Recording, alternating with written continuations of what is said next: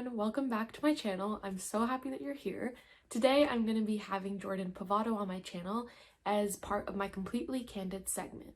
And just a quick intro, Completely Candid is just my part of the channel where I have different university students come on and talk about their program, some advice that they could have for you potential students out there, and just different things that might be helpful for you to know.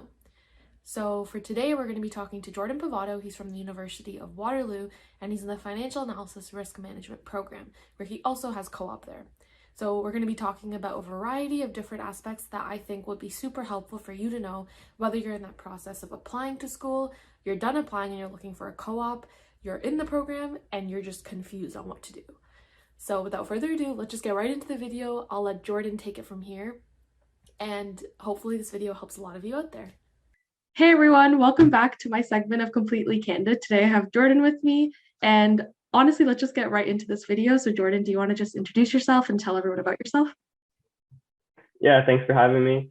I'm a University of Waterloo student. I'm in my fourth year, 4A term, and I'm in the FARM program, which stands for Financial Analysis and Risk Management, and also the co-op part of that. Yeah, I guess outside of school, I love exercising, working out, playing hockey, stuff like that. I'm very active. And Ashley and I have been friends for quite a while, since high school, probably like 5 years or so. So yeah, we know each other pretty well, and I'm glad to be here. Thanks. Yeah, thanks, Jordan. And yeah, honestly, I remember going through the whole application process together, and it was a fun time, and now we're both at Waterloo together. All right, so next question, just what made you choose the farm program at Waterloo? Well, specifically the co-op part of it, I mean, just co-op at Waterloo in general was something I really wanted to do. I don't think I would have done a program if it didn't include co-op, and so the farm program does. And I'm glad I did, because that's been like amazing. But there's a lot of programs that have co-op at Waterloo or even other schools, not just farm. For farm in particular, though, I was always into math in high school, but I wanted to like do a math that was applicable to the real world, not just like theory. So I was looking into finance and other stuff that was related to math. And so farm, just naturally came up at Waterloo. And so I tried it out. I also was a little bit interested into investments and stuff like that at the end of high school. So that kind of made me choose that over any other finance program. Looking back, that was a good decision, because I do really like it now more. But in high school, I didn't actually know I would like it that much. So it was kind of a risk, but it worked out well. And then in terms of like job opportunities, because obviously I wanted to choose a program that would offer a lot of job opportunities in the future. I didn't want to limit myself to just like one industry. Farm is very, I guess, diverse in the sense that like you learn so many different things and you can apply to so many different jobs. So for example, you can get into finance, like financial analyst, investor relations, accounting stuff, or even risk management. So credit work, portfolio work, actuary, or even investments, which is the stuff that I've more geared towards now. So like investment banking, being a quant, or a fund manager, financial advisor, there's literally so many different things. So I didn't want to limit myself to that, and just like have so many options available, which has been great. Yeah, I think that was a good thing. You're not very like specific on one thing. You have a lot of options to work in the future. Awesome. So there's a really exhaustive list of really good aspects of the farm program. So that makes sense why you chose it. All right, now we can just get into the next aspect of this video, which are important information that high school students are most likely wondering or want to know about. So in terms of high school, what was your actual high school average when you got into the program? And within the average, were there certain electives that you took that you thought were going to be helpful for you to get into farm? Yeah, so my grade 12 average was my best one. I think the math courses really helped boost that. So I had a 97.2 in my top 6, like calculated average. But to get into the program, you probably only needed like a 92, 93 or so. It might have changed, but that was in like 2018. So probably similar. In terms of like electives and stuff, obviously you need your math courses. Those are the mandatory ones. But electives, computer science, if that's offered at your school, definitely take that. I think it's recommended when you're applying. They like recommend it, but it's not mandatory. Definitely take it. Like that'll help you a lot in the first year, even second year with the computer science courses. And then even data management, calculus, like the math, make sure you really do understand them, because you're going to be taking all that stuff in university. And that's like the very basics. So make sure you understand that deeply. Otherwise, if there's any like finance courses, financial markets, anything like that, even accounting, anything like that would help, in the program. Definitely look at the courses you're going to be taking in the program, even in second, third, fourth year. And if there's anything similar to that that you can take in high school, I would say do that because it'll just help you so much, when you're taking the course in university. Awesome. And what were some extracurriculars that you did in high school when you applied? So I didn't do too many extracurriculars actually in high school, but like outside of the school, I did a lot, which helped. I played a lot of sports, like I said, ice hockey, soccer, stuff like that, which was nice. And then I worked a few like part-time jobs and did stuff like that, which is also good for applying to university.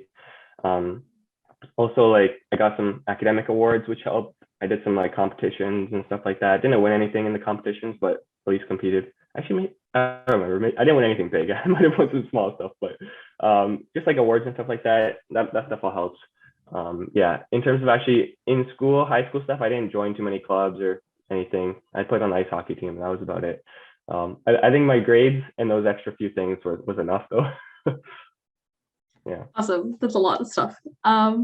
And were there any summer activities or jobs that you recommend students like could do to help them get co-ops or things like you wish you maybe did do?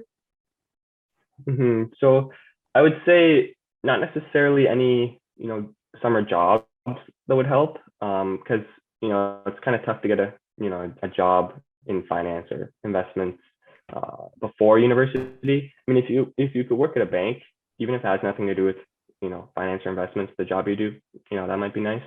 That could help. But honestly, the number one thing I wish that I could have done even more was learning actually just about investments in general. Spend some time over the summer learning about that if you choose the farm program, specifically equities known as stocks or bonds. Those are the main ones that you'll be learning about in farm. But the thing about farm is you're taught the math behind all that stuff really, really well, but it's also really difficult. But you're not taught about the actual like concepts of investing, like equities and bonds, very well. That they definitely slack on, but they expect you to know it. So if you can like learn that stuff on your own, like the concepts about investing beforehand, that'll be really helpful in terms of just understanding what they're talking about when they're teaching the math side of things, which is really hard. I did a pretty good job doing that before high school, but or university. But I would definitely recommend everybody to do that because I've seen a lot of students in my program who don't understand like investment concepts very well going in, and it's very difficult for them even just to understand that stuff when the prof kind of assumes you know it. Like they don't do a good job of teaching that. So yeah, that's what I would say. Learn that stuff for sure. Just the concepts, not the math part. The math part will be taught. Awesome.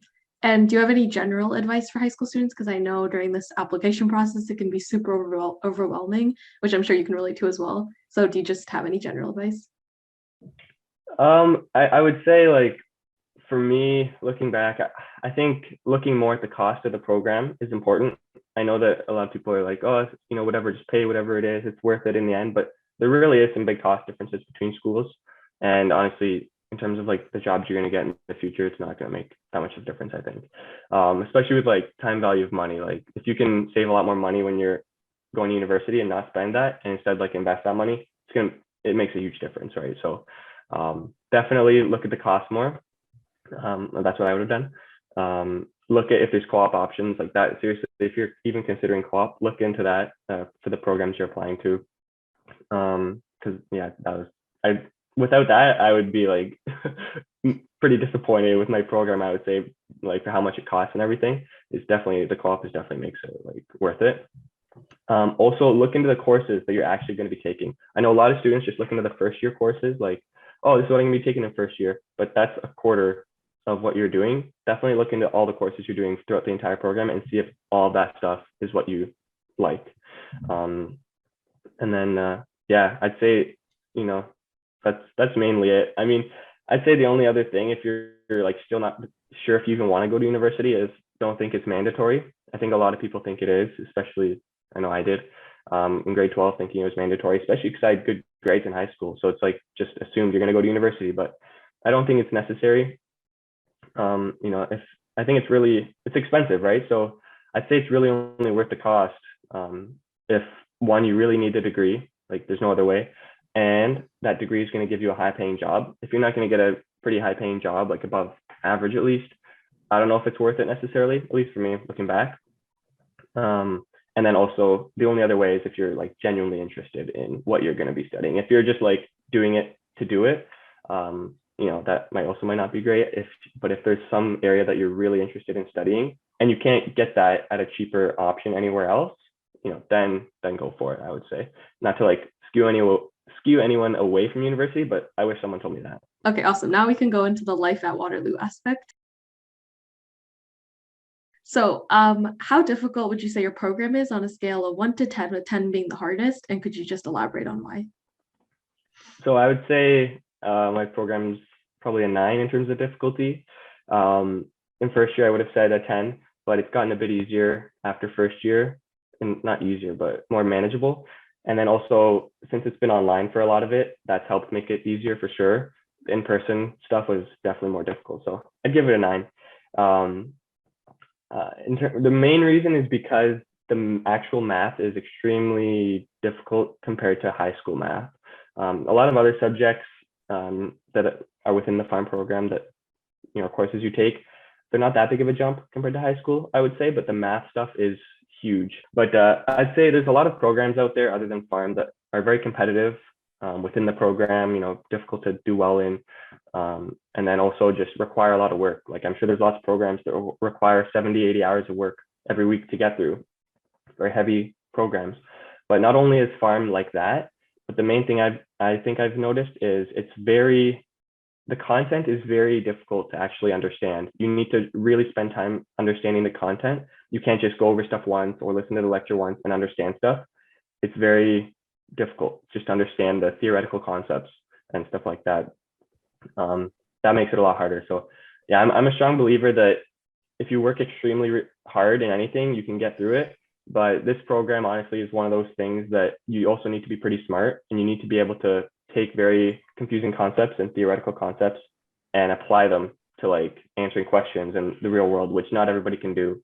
So yeah, that's one thing I would say. It's definitely something to look out for. Like you have to understand math at a very deep level and be able to take tough concepts and apply them.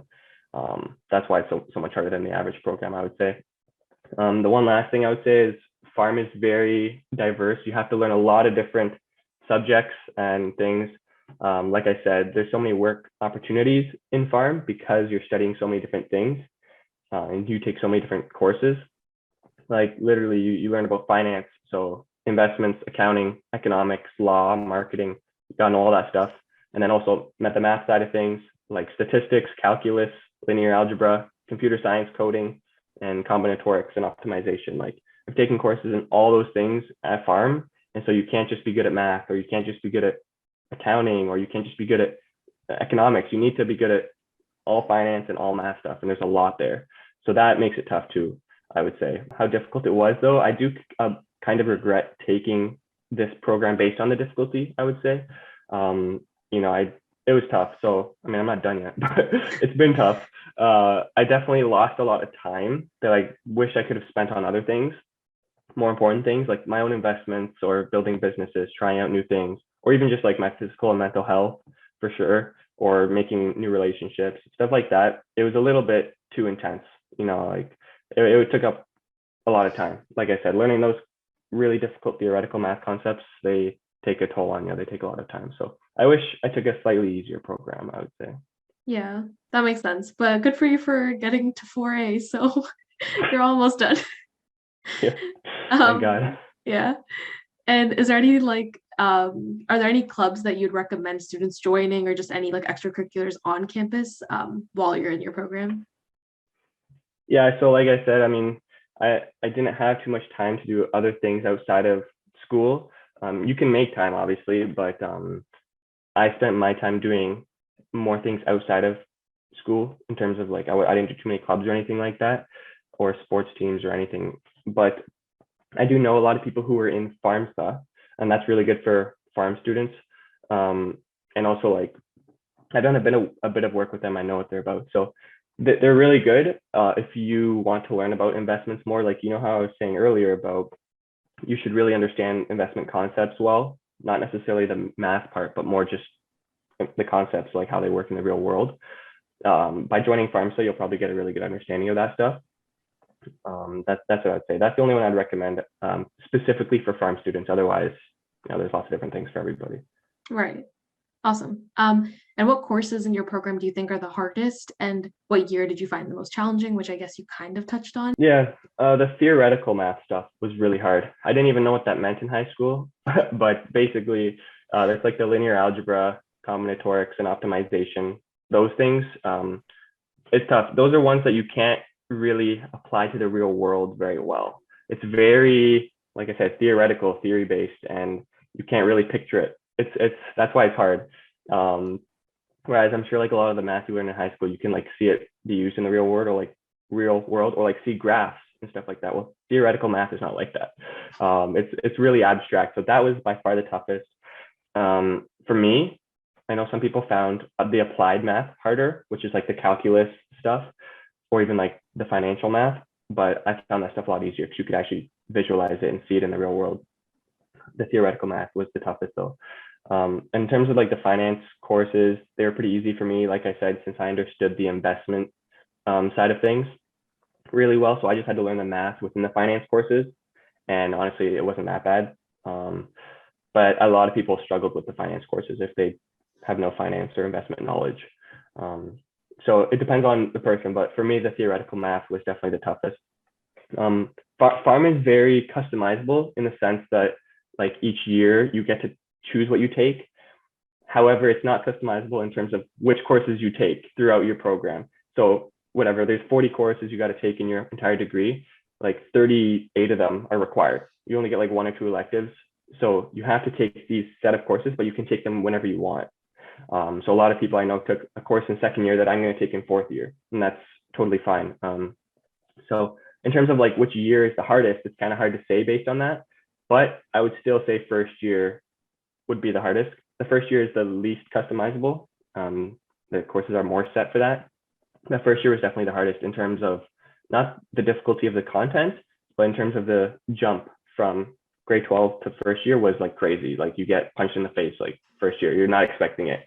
Whereas like second, third, and fourth year, you're going to get punched in the face, so you can like react better, right? Yeah. So like that made first year really hard. It was a big jump. Like I would say the jump in terms of the math, especially the jump from like grade 12 math to first year math would be like going from grade 6 math to grade 12 math, like instantly, just jumping like that. It was such a big jump, the math part. If you're like studying math in Ontario or like Canadian University, then yeah, that'll make it tough. So yeah. Wow. Well, at least there's some hope in the sense that it'll get better after first year for those that are in first year watching this. And as a first year student, if you could like look back, what's one thing that you're actually happy you did and one thing you wish you did differently? Yeah, so I think in first year, the main thing was I didn't give up, and I wasn't afraid to ask questions. So, I worked really hard in first year when a lot of people were partying. I still had my fun, but I remember particularly the last 3 to 4 weeks of first term. That was definitely the hardest I've ever studied in my life. And it paid off. Was it good mentally, physically? No, but it paid off. And so I'm glad like I worked really hard to get through it, because I know a lot of people find that first term really difficult and fail out. So I'm just glad I like pushed through that term specifically. Like if you can get through the first term, even the first year in the pharm program, like you'll be okay. So definitely don't give up at the beginning when it's hard. And then in terms of what I wish I did differently, I wish I studied more efficiently. Now I'm better at that, but in first year I was so bad at that looking back. If you're with a group of people studying, like 4 or 5 of you, that's not studying unless you're like, you have your headphones in and you're not talking. But even then, I find for me, it's really important to be focused when you're studying. Because like I've said many times, these math concepts are very difficult to understand. You need to be super focused and like for just 30 minutes straight, just like really try to understand a concept or something. You can't just be here spending 10 minutes doing it and then looking at your phone, talking to someone. You need to be really focused on that stuff. I wish I would just put my phone away and would just like go to a quiet place and study for 3 to 4 hours a day. Even doesn't need to be 10 hours of studying. Just study for 3 to 4 hours a day, super high focused, no distractions, and you're going to get so much more work done that way. Whereas I would spend like 10 hours of unfocused studying, and I would, get just as much done compared to those 3 to 4 hours. And then I could spend that other time doing other things. So I wish I was more efficient with my studying. And then to like add to that, which is very similar, I wish I took less notes in the lectures. And this actually would also help with efficiency. Instead of, I would take a lot of notes and like not listen to the lectures at all. But honestly, like just get the main points down, I would say to myself, get the formulas down, the main things. But you don't need to get down every single example. You don't need to get down every single word. It's better to just get down the basic notes and then really try to understand what is being taught in the lecture. That is far more important because, like I said a million times, the concepts are difficult to understand. So when the prof is explaining it, that's probably the best time to actually learn it. So you want to try to learn the concept as best as you can during the lecture. And it's hard when you're trying to make notes at the same time. So I would just say make less notes so I could focus more. Doesn't mean make no notes, but less. That way you're not going to have a lot to study later, and you're not going to be teaching the really difficult concepts to yourself on your own. That way you have someone actually teaching the difficult concepts to you. And then if you need to go back, get the notes from someone else or something, that's fine. Look in the textbook, that's fine. You'll get the equations and everything later on. But that way you just have to do a lot less studying if you can really understand the lectures. So that's also with like efficiency. That'll help save a lot of time. Awesome. And do you have any advice on networking and getting a co-op placement? Because when you're at Waterloo, you do kind of have to juggle that with your school and academic life. So I honestly didn't do too much networking, I would say, in university for co-op and all that stuff. In terms of, co-op, there is some other stuff I'll mention, but the thing with my co-ops that was cool, that's kind of similar to networking, I guess, is 2 out of 5 of the co-ops I've gotten so far came from me reaching out like additional times. I learned like not to give up on a job. That was really good. And like, making connections is definitely useful. 2 times. So I interviewed for the company and then I didn't get the job. So I was like, oh, darn. But I really liked the interview. I really liked the person and people who were interviewing me. I could tell it was a good culture, would have been a really good team to work with. I liked the actual job itself, all that stuff. So I then would like email them afterwards, find their email somehow and email them, get in touch, or even just ask them during the interview, like, what's your contact if I ever want to like reach out again. And then I would like follow up with them after the interview and say like, thanks for that interview. I really enjoyed it. You seem like really great people to work with. I'm likely going to apply again in the future. So look out for my name. And doing that has helped me get two of my jobs. And both times I did that, I got them. So it definitely, like, doing something like that, that's definitely a tip for like, I guess, networking that people don't mention or with interviews and stuff, that worked for me. They saw like that I was actually interested and I put in the effort to message them again and that I was serious about getting the job. They just want students who actually want the job too. So I think that helped. I guess on a side note though, like making connections and networking with other students is even important in university. That's something that I didn't realize until about second year, I would say. You need to, especially in pharm, you need to find people in every course that at least one person. That's what I've made sure now the entire time. There's at least one person I know in every single course I take. It just helps so much for like being able to ask other questions, trying to understand these difficult concepts, talking about assignments and tests, stuff like that. So I always make sure I know at least one person. And if I don't, for some reason, know at least one person, which hasn't happened for a while because, like I said, I try to make so many connections with other students in the first few years. But if that were to happen, I would just make sure to talk to some people like right the first week and just meet a few people, see who's hardworking, who's willing to like help, who's nice, and then make a few connections right off the start because that'll help a lot. Awesome.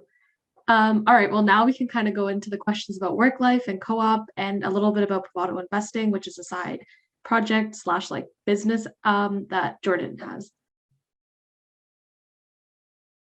So do you have any advice for students that are trying to tackle cover letters, resumes, and the process of being interviewed?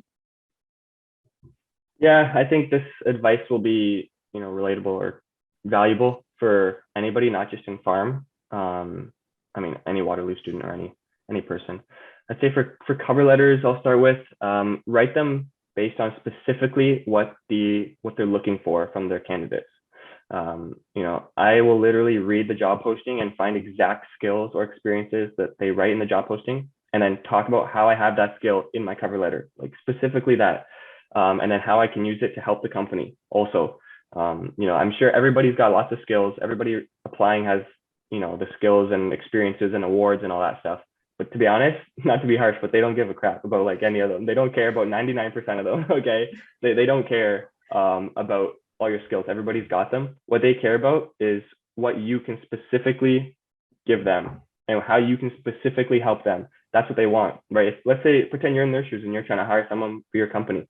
Yeah, there's lots of people with skills out there, but you want someone who can specifically help them solve the problems that they have, or you know, come up with new ideas that they want to come up with, and just stuff like that, specific things, right?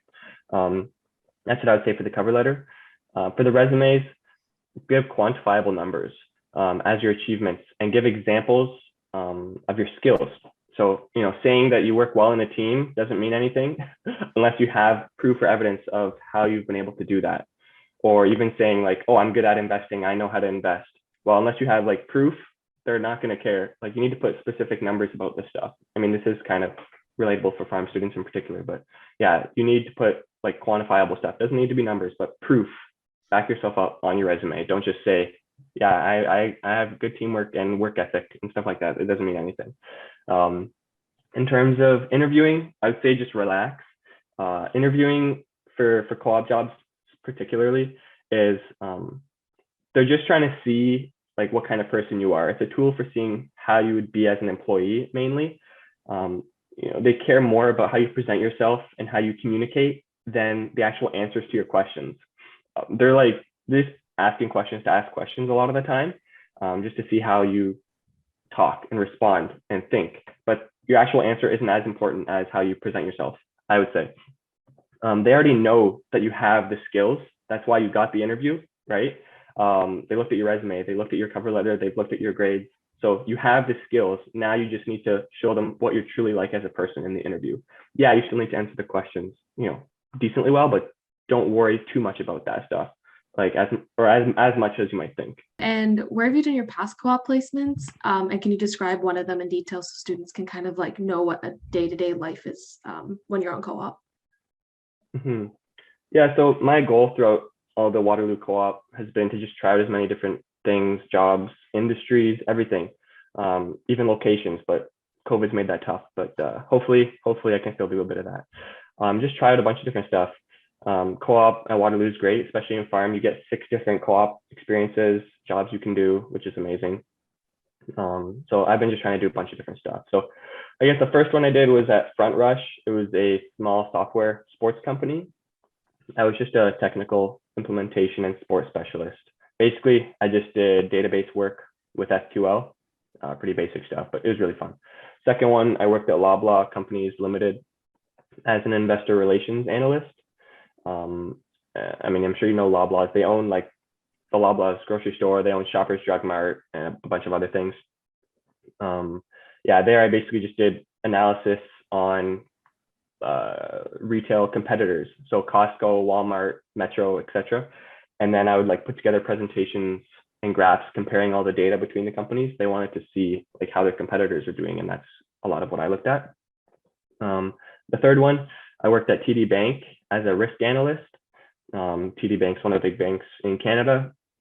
I did this one fully remote. That's when COVID pretty much was going on. And the main thing was I was writing code and ran reports in SAS and VBA. VBA is an Excel code language. And I used that to analyze our credit portfolios.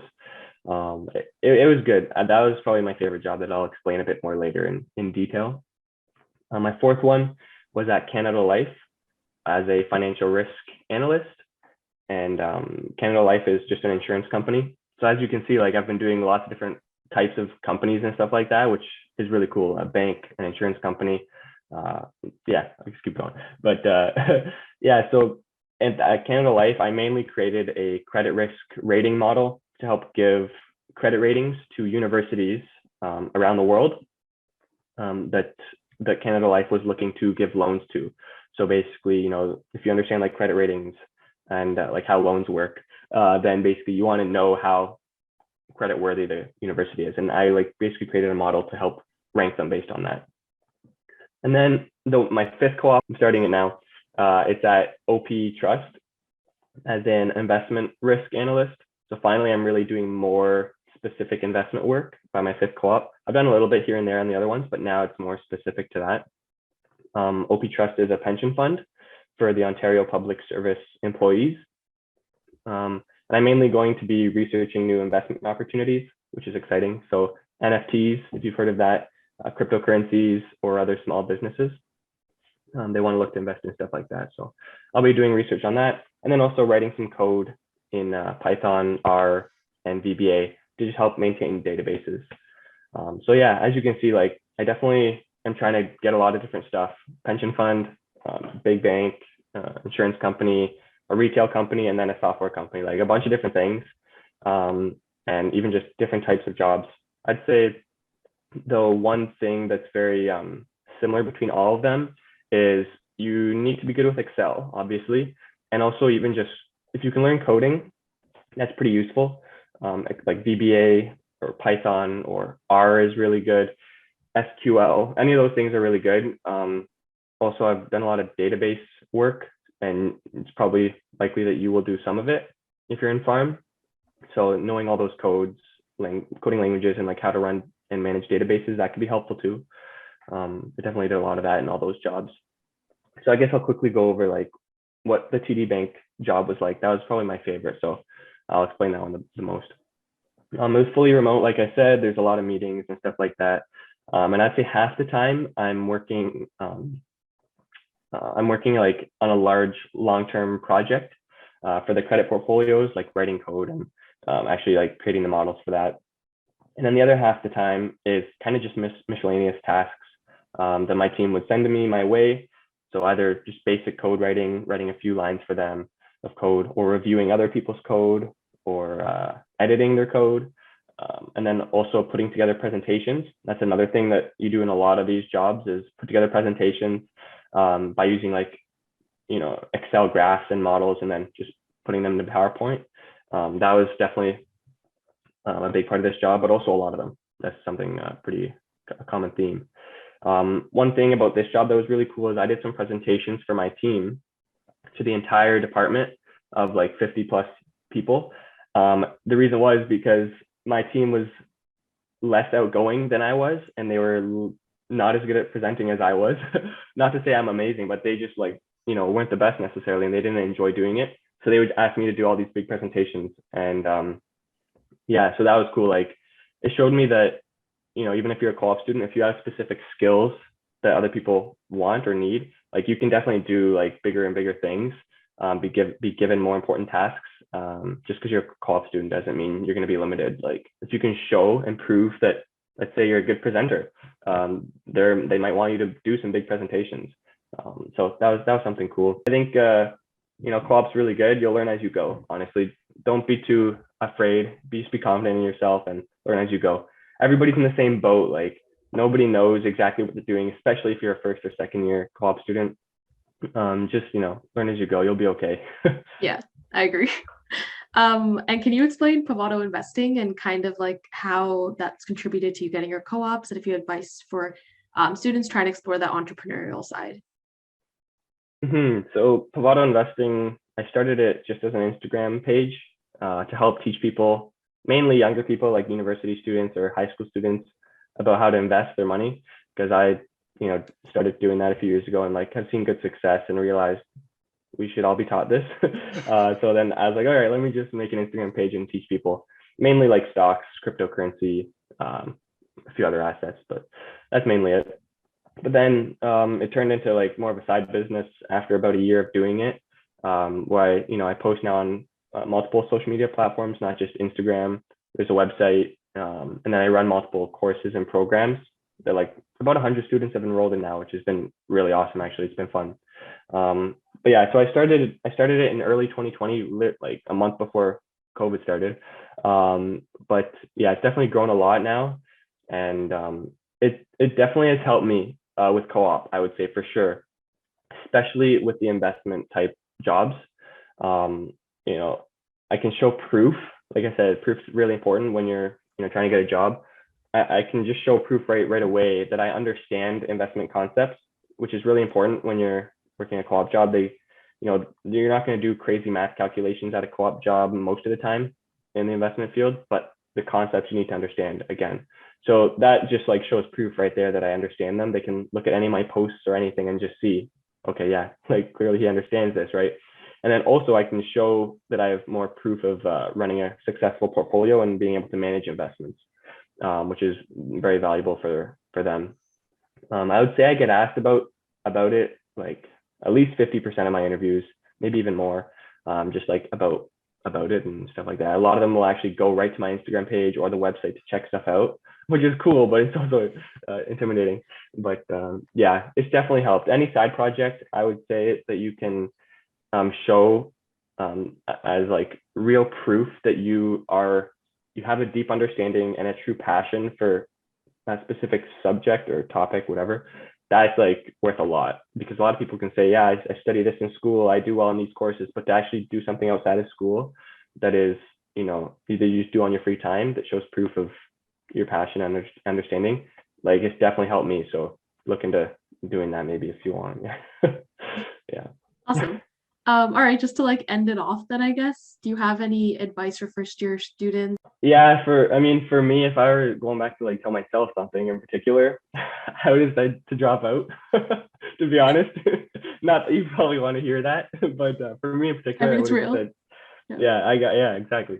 I would have said drop out and just start making money and investing money as soon as you can, because time value money is important. Any dollar I invest when I'm 18, 19 years old is worth a lot more than any dollar I invest when I'm 24 years old, right? It's a huge difference. So I would have honestly just said drop out, start making money like from a part-time job, and investing as much as I can, live with my parents if possible, and then try businesses on the side until one hits big, and just do that. Like I think that would have been a better financial decision, and also physical, mental health, like basically all aspects of life probably would have helped. But either way, if I wasn't going to drop out, which I understand, like a lot of people genuinely just want to work a normal job and do all that, like that's totally cool. Then I would stay in the program if I was like that. But let's just say I wasn't going to drop out, since I bet 99% of you watching this are not going to. I would just say to stop wasting a lot of time in first year, especially.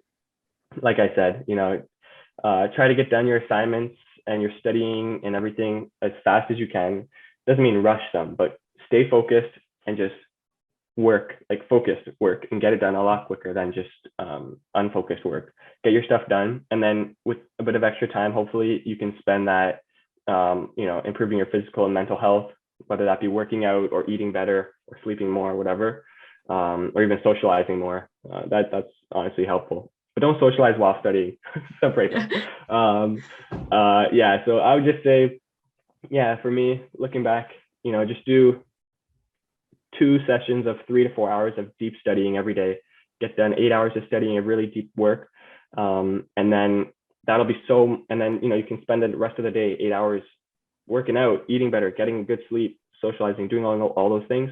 That is way more valuable and way better than studying for 16, 17 hours a day, and then not having any time for yourself, especially if those 16, 17 hours are not really focused.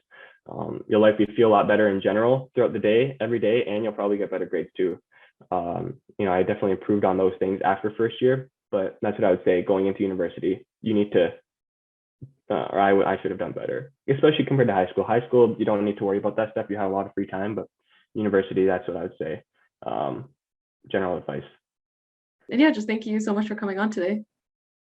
Yeah, thank you so much for having me. Hopefully I didn't scare away anyone from Farm. It really is a valuable program, and it's like I said, the job opportunities are really good. The co-op is really great. It's a good program. It's tough. So just buckle down and get ready for that. All right, well, thanks so much for watching. Hopefully this video was able to help any of you guys out. based on whatever aspect of your life you're at, whether you're applying, you're in the program that Jordan is in, or if you're trying to find a co-op. Whatever it may be, I wish you the best of luck, and I'm so happy that you were able to stick around and watch this video. And without further ado, I'm just going to end it there, and I will see you later, hopefully. Have an awesome day, and talk to you later.